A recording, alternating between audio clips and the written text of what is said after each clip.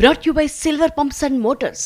Top quality और consistent performance के लिए सिर्फ सिल्वर पंप्स नाम याद रखना। అసలు ఏంటి టన్నెల్ డీటెయిల్స్ లోకి వెళ్దాం. ఉమ్మడి నల్లగొండ జిల్లా ప్రజల దశాబ్దాల అలుపెరగని పోరాటాల ఫలితంగా శ్రీశైలం ఎడమగట్టు కాల్వ ప్రాజెక్టుకు అంకురార్పణ జరిగింది. 2005లో మంజూరైన ఈ ప్రాజెక్టు పనులు 2010 నాటికి పూర్తి కావాల్సి ఉంది. ప్రభుత్వాల నిర్లక్ష్యంతో దశాబ్దాలుగా పనులు జరుగుతూనే ఉన్నాయి. 5 ఏళ్లుగా నిలిచిపోయిన పనులు ఇటీవలే 4 రోజుల క్రితమే తిరిగి ప్రారంభమయ్యాయి. అంతలోనే అనుకోని ప్రమాదం కలకలం రేపుతోంది.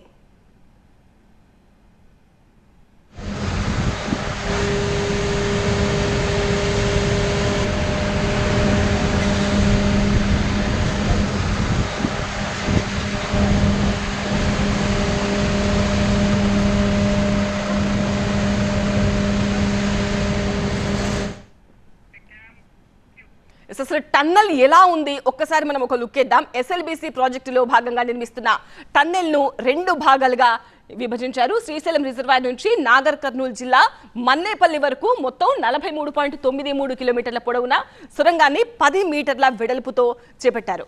మనకు విజువల్స్ లో కనిపిస్తోంది. ఇటు శ్రీశైలం దగ్గర నీటిని తీసుకునే ఇన్లెట్ నుంచి అటు మన్నేపల్లి అవుట్లెట్ నుంచి 2 వైపులా కూడా సొరంగం తవ్వకం పనులు చేపట్టారు. 2 వైపులా కలిపి ఇప్పటి వరకు 34.37 కిలోమీటర్ల వరకు తవ్వకం పూర్తయిపోయింది.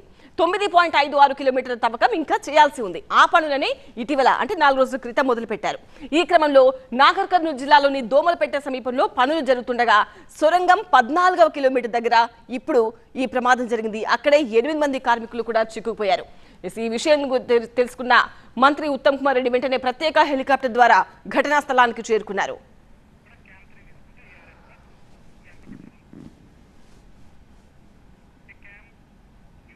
ఉదయం 8 గంటల సమయంలో కార్మికులు టన్నెల్ లోపలికి వెళ్లి పనులు మొదలుపెట్టారు.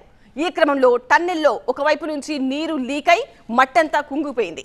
దీంతో వెంటనే అప్రమత్తమైన కొంతమంది సిబ్బంది బయటకు వచ్చేశారు. అయితే ఒక 8 మంది మాత్రం టన్నెల్ లోపలే చిక్కుకుపోయారు.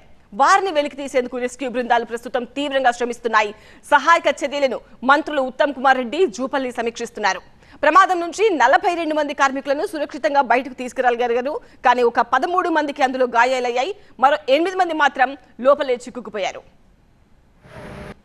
ఇప్పుడు వాళ్ళది కొద్దిగా మొదలైన ఆ మట్టి నీళ్లు లోపల రావడం, పెద్ద ఎత్తున లోపల రావడం మొదలుపెట్టింది.